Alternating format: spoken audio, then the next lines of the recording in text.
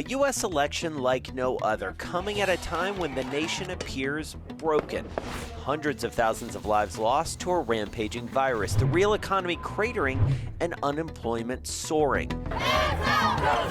George Floyd's killing at the hands of police officers in Minneapolis set off the largest wave of protests since the 1960s. And in November, millions of voters will go to the polls where the choices are stark.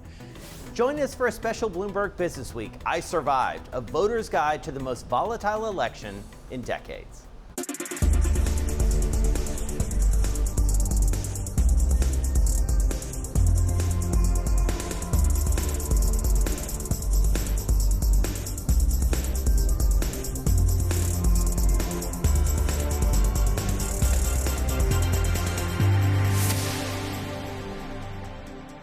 From Bloomberg Global Headquarters here in New York, I'm Jason Kelly. Well, given the times we're in, it's impossible to say which extraordinary phenomenon this election will hinge on. Bloomberg Businessweek has distilled this political moment into the 2020 election issue. We start on the national crises, zoom into the American places, then turn our focus to voters and what happens when ballots are cast and counted. To explain, here's Businessweek editor Joel Weber and politics editor Amanda Hurley. When we approach our election issue, which is a thing that obviously we do every 4 years, Businessweek tries to look at this through the lens of the electorate rather than the candidates as, the horse race effectively. And what we realized this time is that America is on fire, sometimes literally, depending on where in the country you are. And we have multiple crises that the country is facing right now. Climate change, racism, economic inequality, recession like no other. All of these things, we sort of mapped 6 of these crises across the country, all rooted in data to show how divisive of election this is shaping up to be.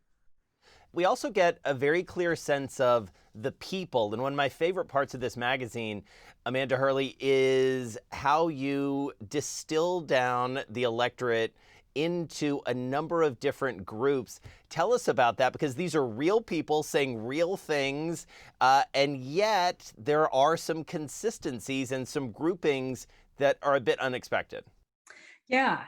So we weren't trying to capture the electorate in its entirety, but we were really trying to identify and drill down on these groups of voters who are going to be the ones who make the difference, in the voting booth. So we talked to pollsters and analysts and really found out about these we're able to identify these 9 groups of voters who are going to have sort of an outsized influence on the result of the election. And they're not always who you would expect. I mean, one example would be what we call double haters. These are people who really dislike both candidates. But they tend to be people who I'd say would dislike Trump more than Biden. So the expectation is that many of them will probably vote Democratic, and that could have a significant effect on the result in some swing states. Well, and it's interesting too, Joel, as I look at those 9 categories of voters or those 9 descriptions, and several of them match directly back to those crises you mentioned. And those are really informing the choices that people are going to make when they actually go into the voting booth or, fill out a ballot at home. Yeah, that's right. An example of that is the racial justice voter who has been extremely motivated because of the events of the last few months to actually become politically active, sometimes for the first time, since oftentimes these are young voters. So that's right. Because the nature of these crises affects so many Americans, that was one of the elements that we used to help define these categories. And as Amanda said, the reason that we picked these 9 categories of voters is that we felt both parties need these voters to turn out, and that could end up steering which way the Electoral College bends. For voters in more normal election cycles, competing candidates and policy issues get the lion's share of attention. But in 2020, concerns about the logistics of voting have been just as central. Here's a look at the worst that could happen. The coronavirus pandemic has greatly increased the chances of something going awry in the November election. Millions more Americans will be voting by mail because of the virus, but some of those ballots may arrive past the deadline to be counted. The campaigns could then head to court to argue over whether to count those ballots, or the candidate who is ahead on election night could sue to stop the counting. If the election is close, that could mean that a judge's decision on which ballots to count would determine the winner. But that's not actually the weirdest scenario. If a key state's election is not decided by the time the Electoral College meets, no candidate would have more than the 270 electors required to be a majority, sending the decision to the House of Representatives. It gets weirder from there. Under the rules, each state delegation only gets one vote for president. Because of gerrymandering, the House majority may not have enough votes to pick its favored candidate. The Speaker might decide not to vote at all, while the Senate forges ahead on a separate vote on Vice President. When the president's term ends on January 20th, the line of succession kicks in. Say hello to President Pence or President Harris. And you can find more on that story at businessweek.com. There you can actually game out all of those startling scenarios. Coming up, more from Businessweek's special election 2020 issue. We zero in on the battleground states and towns that could sway the results and take you to perhaps the most important county in America. This is Bloomberg Businessweek.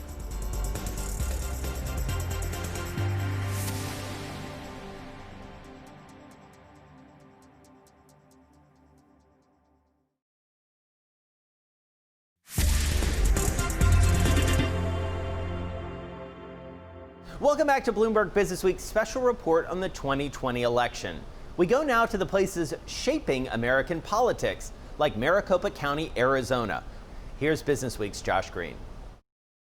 It's sort of a bellwether, too, for politics in the Trump era, in the sense that it's a heavily suburbanized county. And if you look at the direction of politics in the Trump era, rural areas have gone increasingly for Trump, urban increasingly for Democrat. The suburbs are really the new frontier of U.S. politics. And what we've seen over the last couple of years, especially in Maricopa, is the pendulum swing from red to blue.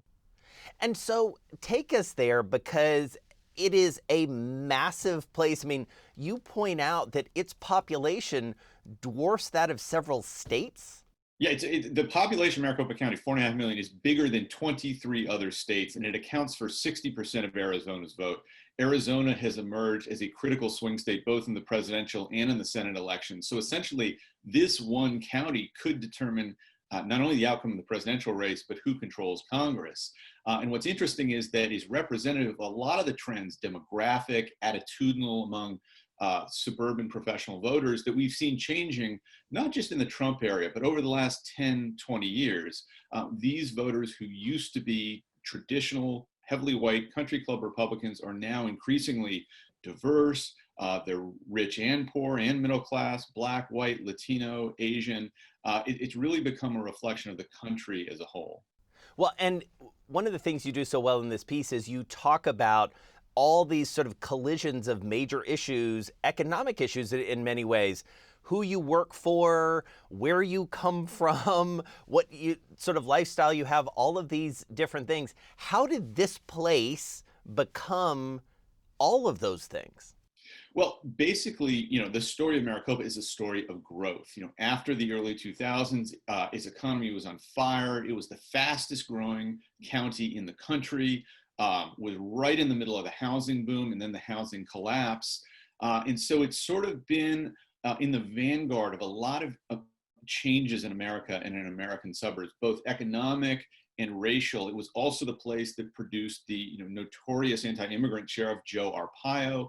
Immigration became a hot button issue in Maricopa a decade before it did nationally. So what people in Arizona like to say is that what's happening in Arizona politics now is what's going to be happening in the entire country a few years from now. And that really is what we've seen. And it's why the political changes in Maricopa County are so interesting and so critical going into this November election. From a battleground in the West to another back east, we turn to Pennsylvania. If Donald Trump carries the state again, it will most likely be because he either held onto or built up support in places like Beaver County. Here's Sean Donnan on the Rust Belt town he visited there. So I started tracking Ambridge, Pennsylvania back in March when we started getting hit with the pandemic and the lockdowns, and we could see the economy crumbling. And my thought was, wow, we need to find a place, especially in this election year, where we can track what is happening and we can really follow the story of a place. And Ambridge is really interesting in a number of ways.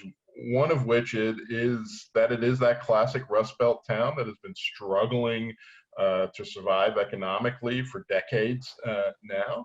But it also isn't the political cliche, if you will. It's a former industrial town that voted for Hillary Clinton in 2016. And it's in a corner of Pennsylvania, the southwest corner of Pennsylvania, the suburbs of Pittsburgh along the Ohio River there, that is incredibly politically important because it's a part of the world where Trump won big in 2016. And in fact, it accounted for about a third of the very narrow 40,000 vote margin that he took to victory in Pennsylvania in 2016. So it's a really important place. And Ambridge is this kind of little blue dot in a red county and in a red sea. And in this year, with what's going on, it just felt like a good place to track and watch and learn from the people. Well, and it's fascinating too, Sean, because you capture both the sort of political and the economic and the personal history of this place. And it's a reminder, I think, that we tend to sort of lump things together. Elsewhere in the issue, we talk about the suburbs. And as you say, we talk about the Rust Belt in sort of these broad terms. And yet you got to get down to that town level and in some ways even in this case, the county level to understand some of the different pushes and pulls. What are some that are specific to this town?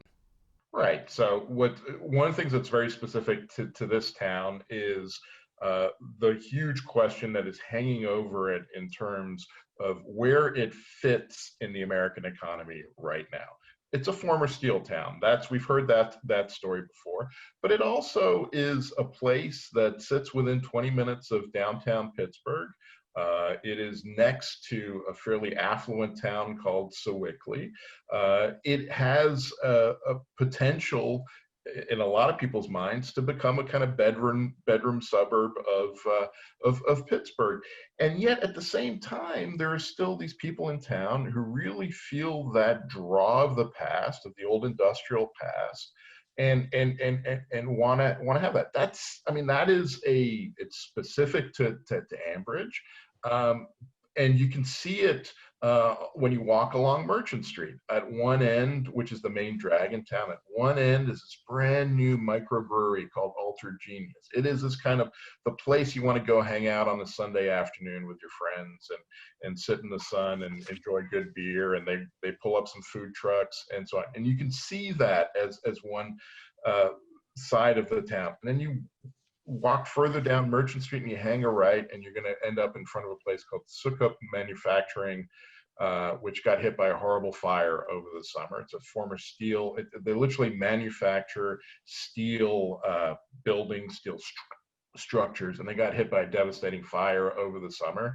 And that's 120 jobs or so that are likely to leave town. So you have this, are we going to be the microbrewery town, or are we going to, it's just, and that is something that's very tangible and real for people in Ambridge. Coming up, more from Businessweek's special 2020 election issue, the deciders. Soccer moms in the 1990s, NASCAR dads in the 2000s. Who are the voters that matter most in this election year? We'll tell you. This is Bloomberg Businessweek.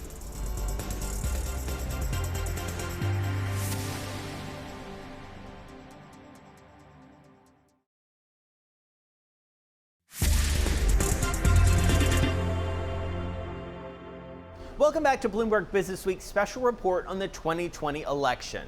I survived a voter's guide to the most volatile election in decades. Everyone's vote is important, we know that, but thanks to the Electoral College, some votes in America actually matter more than others. Now, in an increasingly diverse yet polarized country, whose votes do Donald Trump and Joe Biden need most? Pollsters and analysts point to 9 groups who will likely determine the outcome of 2020, including Corona voters. For more, Here's Riley Griffin. Initially, the pandemic had actually boosted Trump's approval rating. But over the months, as cases rose, as deaths rose, as hospitalizations rose, we saw that take a turn.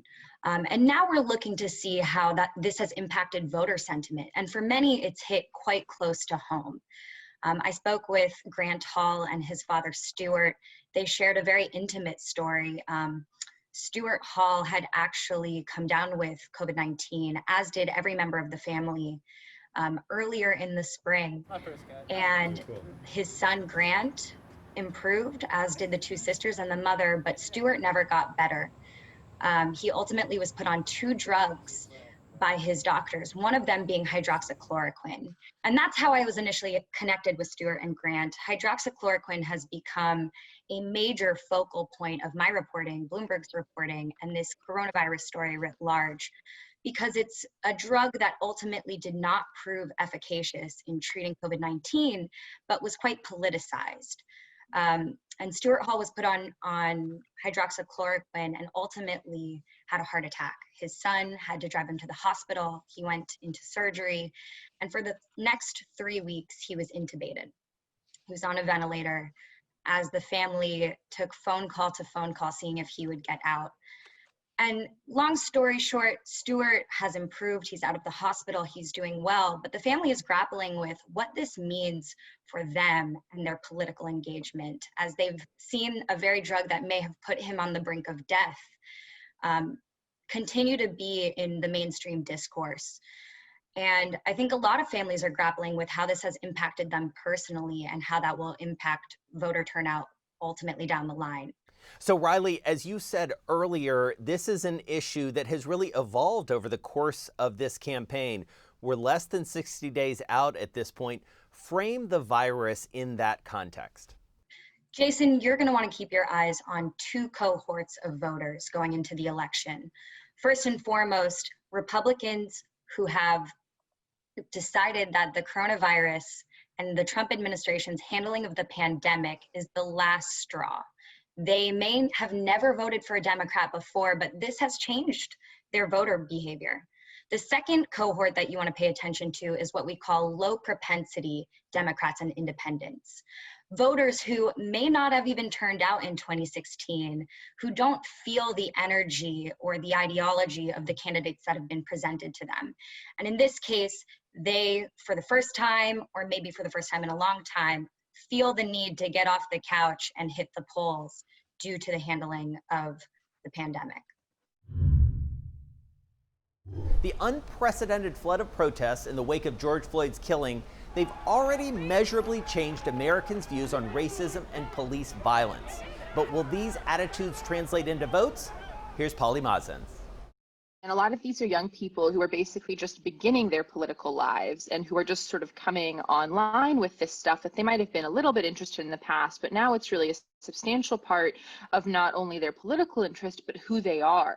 A lot of these voters really identify with this all the time, not just in an election season. This is what they believe in and who they are and what they advocate for, either with protests or with social justice, social media posts, or with, just discussions with their friends and family saying this is something I care about. So this is a growing group of voters who increasingly identify as this in their day-to-day lives, and they obviously want their vote to reflect that in November. So, Polly, these are real people we're talking about. And one of my favorite elements of this is you go to my home state of Georgia, you talk to a student there who really in many ways just encompasses all of these issues, this intersection of racial justice and the vote.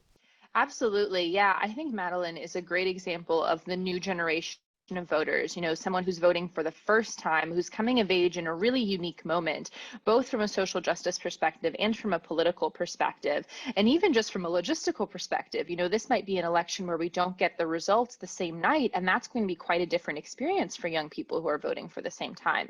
And I think something that's really important in her case is that she's really become kind of the center of voting in her little community and her little friend group. She said, when people weren't sure how to vote, where to register, what website to use, issues, she would help them. And then you have one young voter who's then created 25 more young voters. And you're seeing that happen all over the country. And I think that is very emblematic of what this young, driven social and racial justice movement looks like. Often to look ahead, we need to actually look back. We turn now to two giants of the 19th century. It's a to-do list in the magazine from a new book called The Wake-Up Call, Why the Pandemic Has Exposed the Weakness of the West and How to Fix It. Here's the book's co-author and Bloomberg editor-in-chief, John Micklethwaite. We tried to imagine what the best answer to America's problems would be. And the difficulty about coming up with an imaginary figure is that if you go to the recent past, people ask you about Barack Obama, or else they ask you about Bill Clinton, or they come up with George W. Bush, or someone more recent. We also considered bringing in somebody from overseas like Angela Merkel. In the end, we reached back to the 19th century, and we reached back to the two great reformers of that era, Abraham Lincoln, President of America, but also William Gladstone, who was 4 times Prime Minister in Britain, which was then the superpower of the age. And what's interesting about both these two is they could be either Republican or Democrat. They are incredibly tight-fisted. They hate spending money. They hate taxes generally. On the other hand, they have an acute awareness of what the poor need and a deep desire always to bring people together. And that certainly seems to be something that many people are calling for here in this country. You go through a whole list of things, and while we won't take up all of your time going through all of them, what are some things that really jumped out at you that feel the most, to use a term of this age, doable? I think there are a lot of things doable. In fact, what we did, it's interesting your question, because what we did was we chose things that other countries have done. And that really is the problem of the modern state. And that's the whole point of our book, The Wake-Up Call, because we're saying that this is a wake-up. If you're America, you've just come out of COVID with some of the worst numbers available. Ditto the British, don't misunderestimate that. But they've done so much worse than countries in Asia by factors of 30, 40. It's incredibly large. It's not just like a 10% variety. It's way beyond that. And so you have to look and see what's working. And what's working in places like Singapore is that they spend less money on their government than we do, but they have much better healthcare and much better states. So we should start copying some of the things they do. And so if you look at healthcare, for instance, I think there are, systems that have been much better at looking after, especially the poor during COVID, than America's has. You look at Germany, you look at Canada, you look at Singapore again, and you could draw on those. You look at what is happening in terms of taxes. Really, America has $1.6 trillion worth of exemptions. They should go. You should look for a way to try and get rid of the exemptions, most of which go to the better off Americans. Instead, focus the money you do have, bring down rates, and focus the money on the poor. And it's along those lines. You look at what people like Gladstone and Lincoln did. They were prepared to be far more radical than the rather wimpish figures who are currently in Washington. And that wraps up our Bloomberg Businessweek special report, I Survived, a voter's guide to the most volatile election in decades. You can find more from this special issue. It's available on newsstands now. You can also find it online at businessweek.com and through our mobile app. And check out Businessweek Radio, my show with Carol Masser, on SiriusXM channel 119, AM 1130 in New York, 1061 in Boston, 99.1 FM in Washington, D.C., AM 960 in the Bay Area, in London on DAB Digital, and watch us on YouTube. More Bloomberg Television starts right now.